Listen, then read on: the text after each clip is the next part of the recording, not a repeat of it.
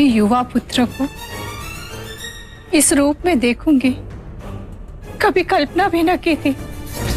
उसे मृतक देख सकती थी आप। आत्महत्या करने जा रहा था आपका पुत्र।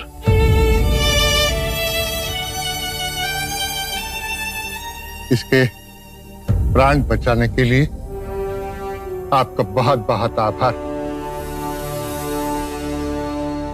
मुझे बहुत दुख होता है, अपने यश के लिए क्या क्या सपने संजोए थे हम। सपनों के पीछे दौड़ दौड़ कर थक गया था पिताजी। दिशाहीन व्यर्थ में जीवन गंवा रहा था। आज मेरे जीवन में परम उद्देश्य जागा है। आज इसने जीवन के लोभ और माया के जाल को तोड़ा। इसका पुनर्जन्म हुआ है। ये मार्ग इसने स्वयं चुना है।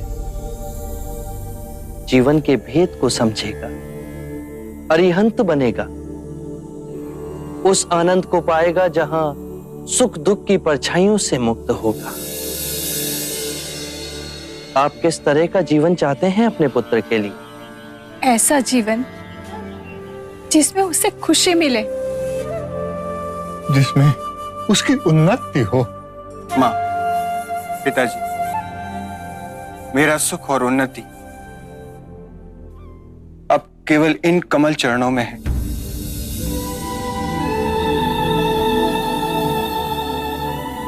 मुझे आज्ञा दीजिए।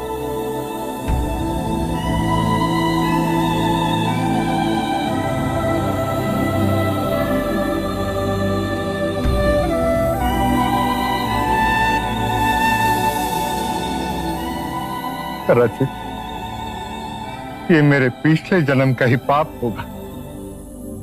आपका पुण्य क्यों नहीं? इतनी सदियों से हम अपने पाप दूसरों पर दोषारोपित करते गए। इसमें ग्रंथ और पंडित सहायक बने। हमने यज्ञ करवाए, बलियां दिलवाई। मैं कहता हूं बस, तुम स्वयं ही पाप का कारण हो और तुम स्वयं ही मुक्ति का द्वार बन सकते हो। महानुभव, आपका अनुयायी बनने के लिए क्या करना होगा? सदैव अपना आचरण स्वच्छ रखें। ये पंचशील मार्ग है। पहला, कभी किसी जीव की हत्या ना करें। तुम्हारी तरह वो भी मृत्यु से डरता है। जीव हत्या त्याग तुम्हारे अंदर करुणा और सामंजस्य का भाव जगेगा।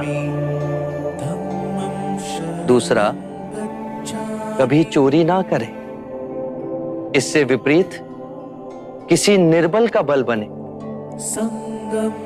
तीसरा, व्यभिचार ना करें। केवल अपनी पत्नी से ही संबंध रखें। चौथा, कभी असत्य ना बोलें। ऐसे वचन ना बोलें जो सत्य को तोड़ते मरोड़ते हों। पांचवा, किसी भी नशीले पदार्थ का सेवन ना करें। मेरा मार्ग सरल है पर कठिन है।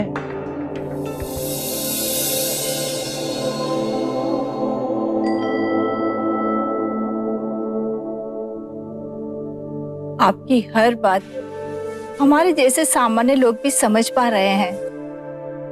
क्या मैं और मेरे पति आपके भिक्षु बन सकते हैं? मैं ये नहीं कहता। मेरा अनुयायी बनने के लिए आप संसार छोड़ो। ये यश के चेतना की पुकार थी। आप जीवन के नित्य कर्म में रहकर भी मेरे अनुयायी बन सकते हैं। आरंभ हो गई निर्वाण प्रथा, सुनो सुनो ये बुद्ध कथा। 4 आर्यक सत्य हैं। 1, जब तक सृष्टि रहेगी दुख मनुष्य के साथ छाया की तरह चलेगा। 2 इस दुख का कारण है वस्तु से स्वयं को पकड़ के रखना। जो वस्तु क्षणभंगुर है तो मार्ग क्या हो? 3 मुक्ति के लिए विवेक जगाना आवश्यक है। स्वयं को केंद्रित रखो। जो आए, चाहे दुख की सूचना या आनंद की परछाई, उसके बीच स्वयं को स्थिर रखो। 4 इस मार्ग पर दुख के बंधन टूटेंगे और परम सत्य की उपलब्धि होगी।